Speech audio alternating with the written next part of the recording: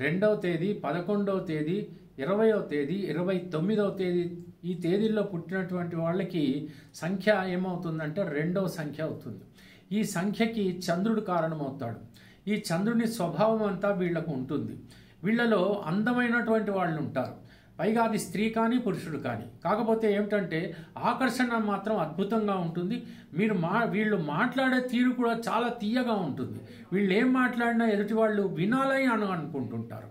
అటువంటి పరిస్థితుల్లో ఉంటారు వీళ్ళు. అయితే వీళ్ళు ఏదైనా గ్రూపులో ఉంటే మాత్రం ఎంతో ఆకర్షణీయంగా కనపడతారు, మ్యాగ్నెటిక్గా కనపడతారు. అలాంటి వర్చస్సు వీళ్ళందరికీ కూడా ఉండేటువంటి అవకాశాలు ఉంటాయి.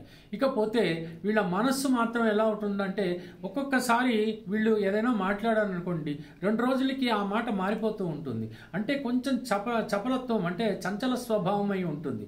అటువంటి స్వభావాన్ని మాత్రం వీళ్ళు మార్చుకుని ఒక నిలకడ మీద కనుక ఉండగలిగితే చాలా అద్భుతమైనటువంటి జీవితాన్ని వీళ్ళు అనుభవిస్తారు. కాకపోతే ఏమవుతుందంటే ఏదైనా పొసెసివ్నెస్ ఉంటుంది.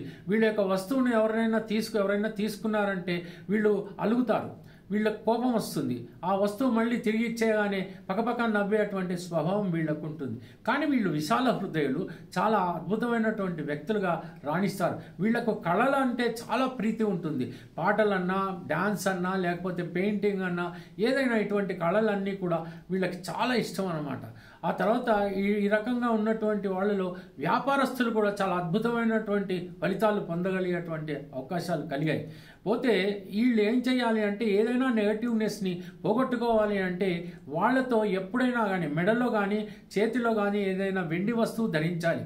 లేకపోతే వెండి వస్తువుని కనీసం వాళ్ళ పర్సులో కనుక పెట్టుకున్నట్టయితే వాళ్ళ యొక్క నెగటివ్నెస్ పూర్తిగా పోయి ఇంకా బాగా రాణించేటువంటి అవకాశాలు, మంచి ఫలితాలు పొందేటువంటి అవకాశాలు ఖచ్చితంగా ఉంటాయి.